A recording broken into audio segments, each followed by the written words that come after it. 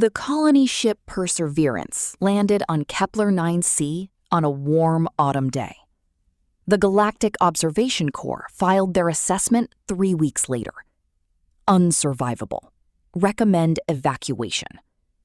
The humans filed their response the same afternoon. Thank you for your concern.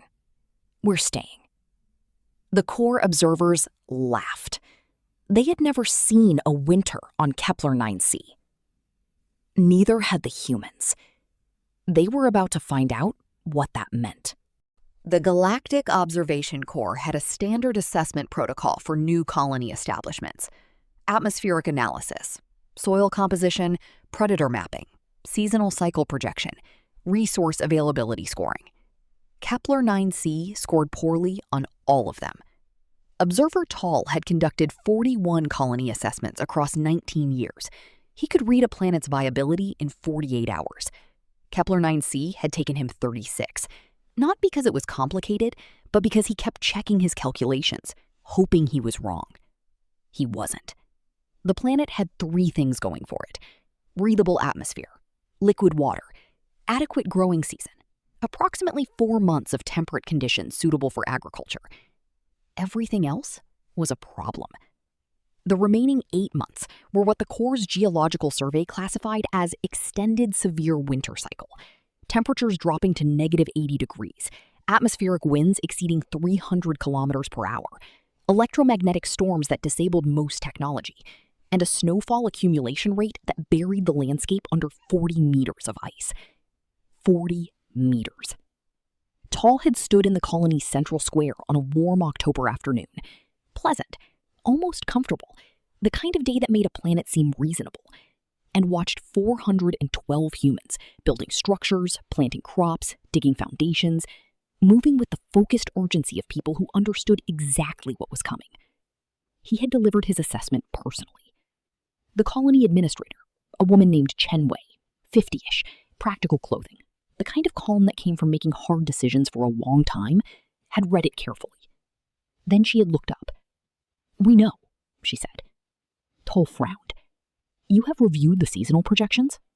"We wrote better ones," Chen said. "Our models give us 4 months and 9 days of growing season. Your core model gives 4 months and 3 days. We think you're underestimating the thermal retention in the Southern Valley microclimate." Taal stared at her. "Administrator Chen," he said carefully, "the winter cycle on this planet will kill everyone here." She handed his assessment back. "Not if we're ready," she said. "Thank you for your concern." Taal filed his recommendation that evening. Unsurvivable. Recommend immediate evacuation. The colony's response arrived the following morning. "Thank you for your concern. We're staying." He stood at his observation post and watched them work. They were already preparing for something that wouldn't arrive for 4 months. He decided to stay and watch. He told himself it was professional curiosity. Taal had observed 41 colonies. He had never seen anything built like this. Most species colonized by establishing comfort first: housing, then infrastructure, then long-term planning. Logical, sequential. The Veth built perfect structures in precise order. The Shreth established military perimeters before anything else. The Prothi mapped everything before touching a single stone. Humans built everything simultaneously and argued constantly while doing it. The Southern Valley team and the Northern Ridge team had been in active disagreement about thermal insulation methodology for 2 weeks. They held loud meetings where everyone spoke at once. They drew competing diagrams on every available surface. They tested both approaches on small structures and compared results with the intensity of people whose lives depended on being right. Because their lives depended on being right. Taal watched Engineer Vasquez, a compact, perpetually tired man who slept 4 hours a night and spent the rest working, pull apart a completed wall section at 3 in the morning because he'd found a better thermal bonding method. "The structure was finished," Taal said. "The structure was wrong," Vasquez replied, not looking up. "It met specifications." "My specifications were wrong." He kept working. "Found a better approach. Rebuilding." Taal watched him work in silence for a while. You are aware the winter arrives in 112 days. 111, Vasquez corrected. And yes, that's why I'm doing this at 3 in the morning. He pulled another section apart. Go to sleep, Taal. I'll be here when you wake up. Taal went back to his observation post. Made a note. Humans rebuild completed work when they find better solutions. No other species does this. Investigate further. Day 60 of observation. Taal had stopped filing weekly reports, not because nothing was happening, because everything was happening, and he couldn't adequately summarize it. The colony had established 4 food preservation facilities capable of storing 18 months of supplies. Not 12 months, 18. 2 months of buffer beyond what they needed. When Taal asked Administrator Chen why, she looked at him as if the answer was obvious. Because our projections might be wrong, she said. We plan for what we know, then we add margin for what we don't. Your survival projections show adequate supply with 12-month storage. Our survival projections also showed the eastern ridge was stable, she said. It shifted 6 centimeters last week. Geology is imprecise. We build margin. The heating infrastructure alone had taken 40 days. Not standard heating, a layered system that used geothermal energy as primary, wind-generated power as secondary, and a manual backup that required human operation but needed no technology at all. 3 systems, any one of which could run the colony alone. When Taal pointed out that a single system was standard practice, Chen had looked at him with the patient expression he was starting to recognize, the one she used when explaining something she considered obvious. Standard practice assumes standard conditions, she said. Kepler 9c is not standard conditions. Children were being taught the manual backup system, not as emergency training, as standard curriculum. 8-year-olds learning to operate heating infrastructure. In case the adults can't, a child told Taal when he asked. He had stood very still for a moment after that. Made a note. They prepare the children, not for comfort, for continuation. Winter arrived on a Wednesday. Not gradually. Kepler 9c didn't do gradual. Taal had read the geological surveys.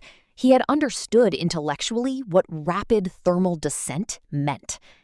He had not understood it in his body until the temperature dropped 40 degrees in 6 hours. The sky changed color, from pale blue to a yellow-gray that felt wrong in a way he couldn't articulate. The wind arrived like a physical force. Within 12 hours, the first snow fell. Not the gentle accumulation he'd seen on temperate planets, but a dense, driving wall of white that reduced visibility to 0 in minutes. He made it to the colony's main structure with 2 minutes to spare. Inside, warmth, light, the smell of food. 412 humans going about their evening. Not panicking, not scrambling, going about their evening. Children were doing schoolwork. 3 people were having an argument about something that had nothing to do with survival. Someone was cooking something that smelled extraordinarily good, given that they were now buried under the beginning of 40 meters of ice. Administrator Chen found him standing in the entrance, looking at all of this. First winter, she said. Not a question. I did not expect... Taal stopped. You are all very calm. We've been ready for 111 days, she said. What would panicking achieve? Outside, the wind hit the structure with a sound like the planet itself objecting to their presence. The lights didn't flicker. The heating held. Chen handed him a bowl of something warm. Eat, she said. We have a long winter ahead. Taal sat down among 412 humans on the first night of an 8-month winter on an unsurvivable planet. And ate. The Corps sent a rescue vessel at month 3. Standard protocol. Check on colonies under extreme conditions. Taal had not requested it. His superiors had filed for it after receiving his reports and concluding he had either been compromised or was suffering from isolation-induced optimism. The rescue vessel could not land. The atmospheric conditions made approach impossible, which the colony had anticipated and documented in their pre-winter communications. The vessel orbited for 6 hours and transmitted a standard distress inquiry. Administrator Chen responded from the colony's communication center, warm, well-lit, smelling of coffee, with the calm efficiency of someone handling routine correspondence. No distress. All systems operational. Supplies at 91%. Population healthy. Thank you for checking.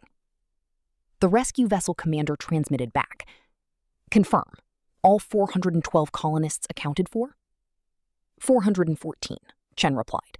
2 births since winter onset. Taal watched her send the transmission. 2 births, he said.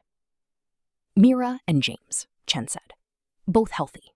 Mira has her father's stubbornness, which will serve her well here. Taal thought about the core assessment. Unsurvivable. He thought about 2 new humans, born into an 8-month winter on an unsurvivable planet. Named already.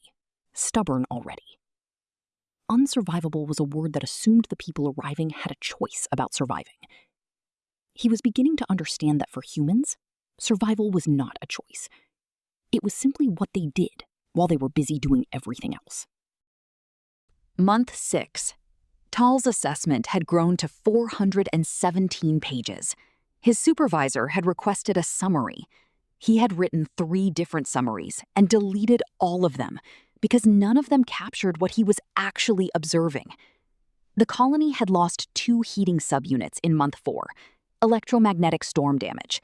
They had repaired both within 72 hours using components fabricated from non-essential equipment. Engineer Vasquez had not slept for 40 hours during the repair process. When Taal asked if he was all right, Vasquez had looked at him with the expression of someone who found the question slightly confusing. "The heat's back on," he said. "Everyone's fine. I'm fine." "You haven't slept." "I'll sleep now."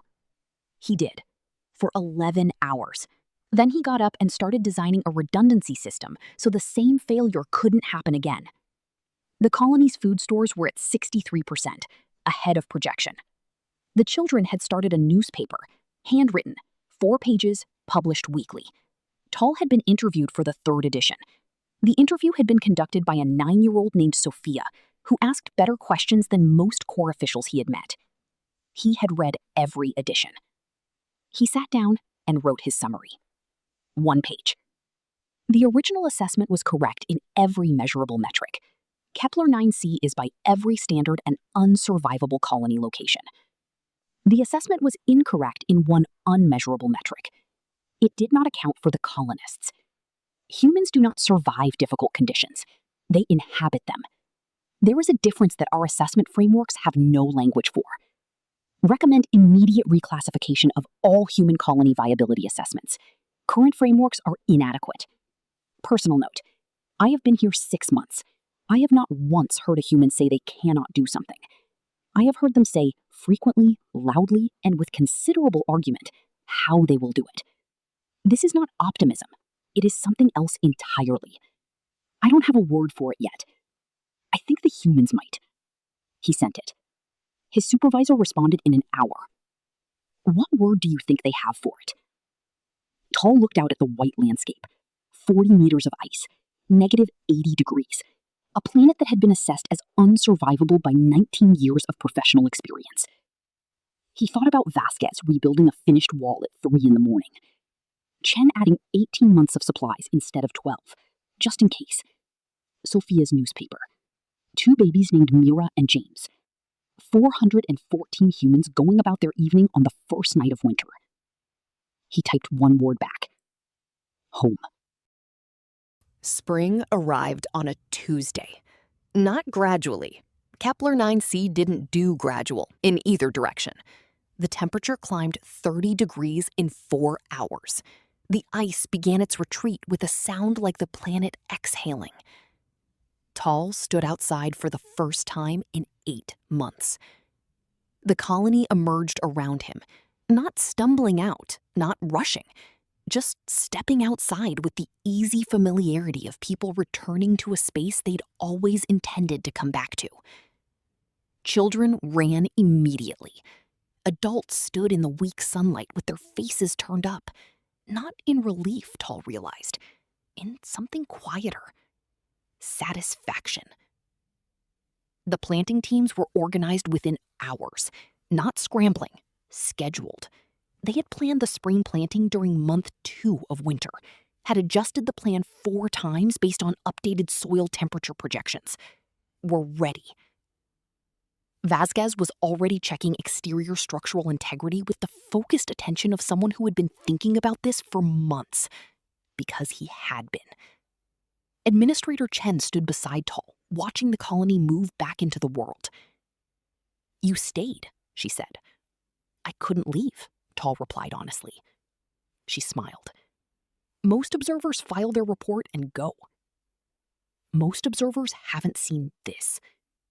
Chen looked at her colony, 414 people, moving through the first morning of spring on a planet that had been assessed as unsurvivable. "What will your final report say?" she asked. Taal thought about 417 pages. About one word. "That we were measuring the wrong things," he said. Chen nodded slowly. "We hear that a lot," she said. She walked toward the planting teams. Taal stood in the spring sunlight on Kepler 9c and began writing his final report. Not 400 pages. One sentence. "Send more humans."